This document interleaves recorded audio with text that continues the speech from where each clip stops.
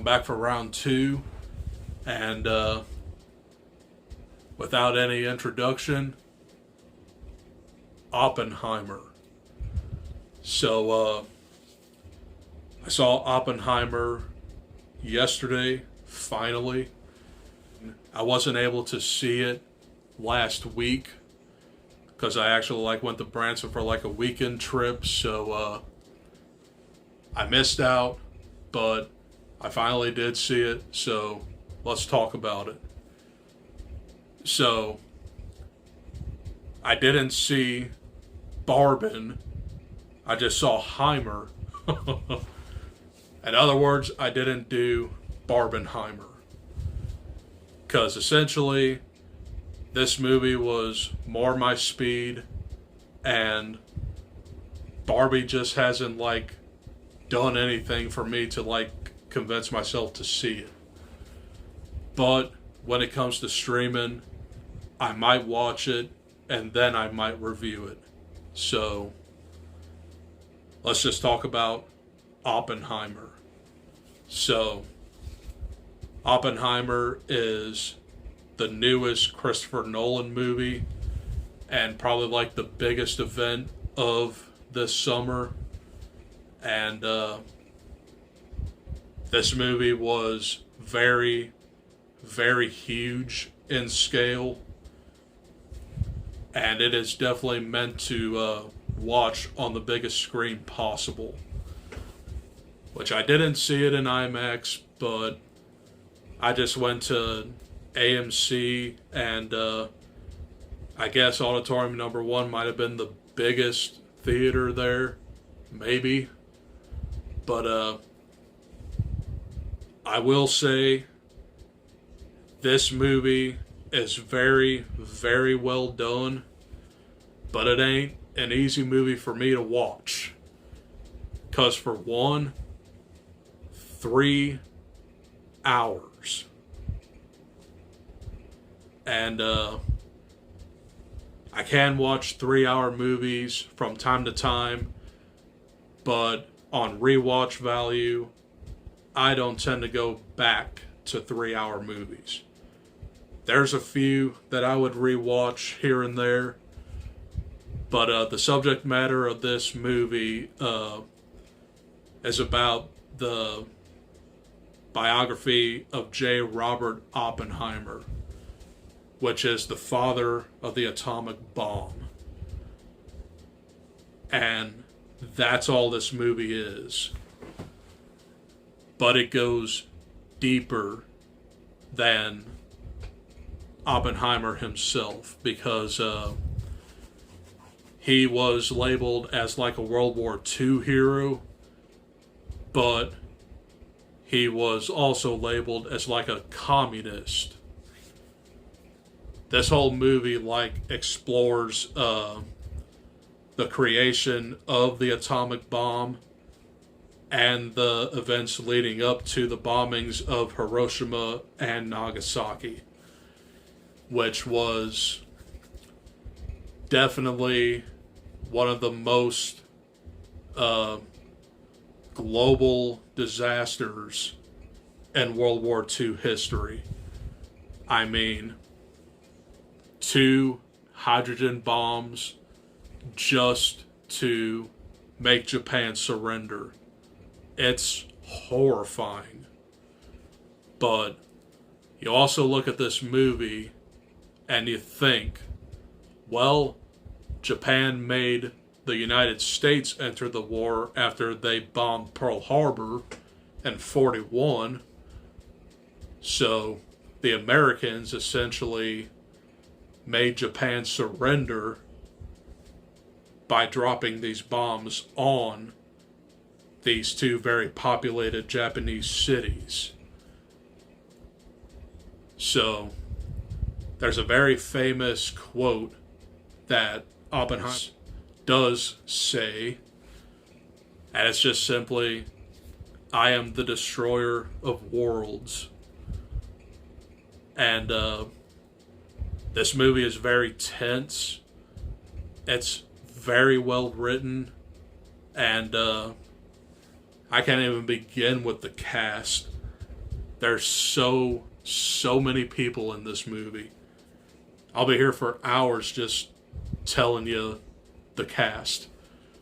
But you get like Cillian Murphy as Oppenheimer himself, Matt Damon, Robert Downey Jr., Emily Blunt, Florence Pugh, and blink if you miss moments like Josh Peck, Rami Malek, Tim Conti, which plays Albert Einstein. God, Jason Clarke is in here, and so many other people.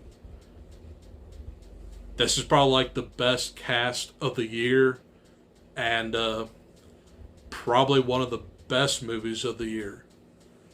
But will I ever rewatch this?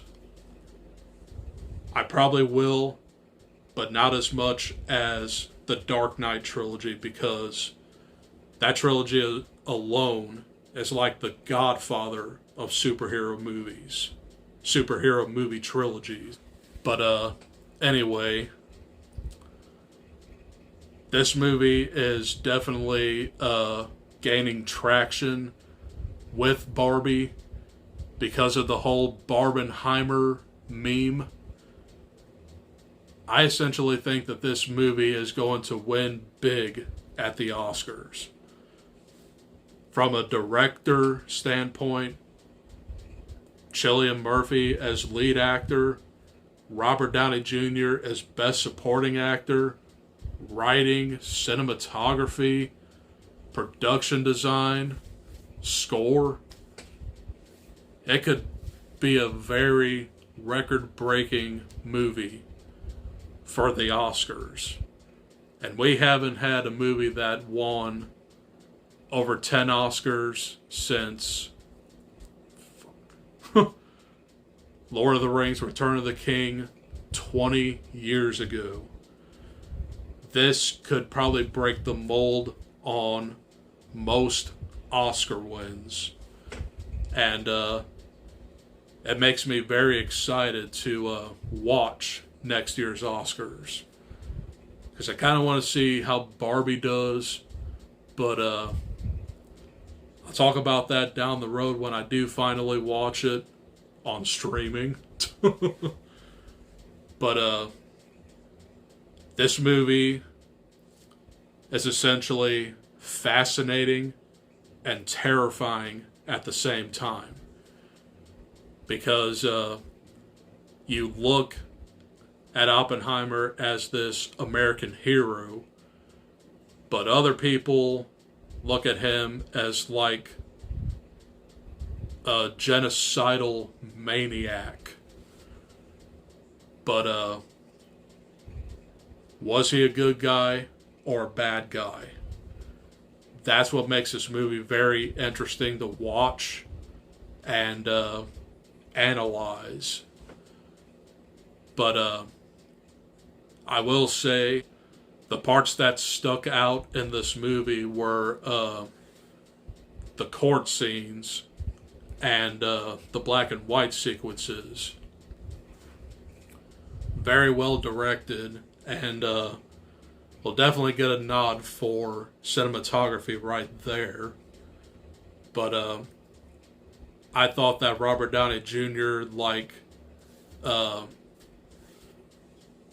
Was a great presence in this movie. You don't even know that that's Robert Downey Jr. for a minute. And he plays Louis Strauss, which was the guy out to get Oppenheimer to see if he was a communist.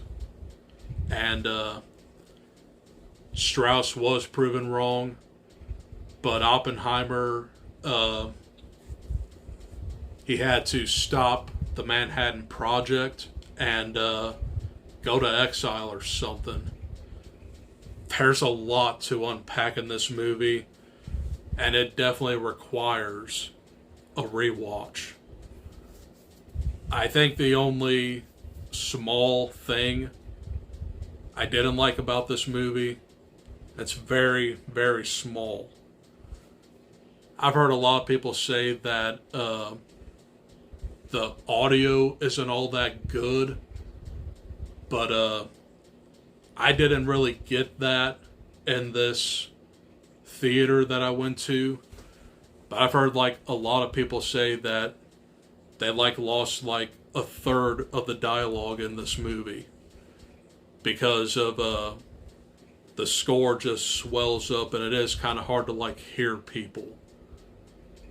But this movie is 99.9% dialogue driven. And this isn't a movie for everybody, but I really do enjoy historical movies and biographies. So this one was definitely on my radar.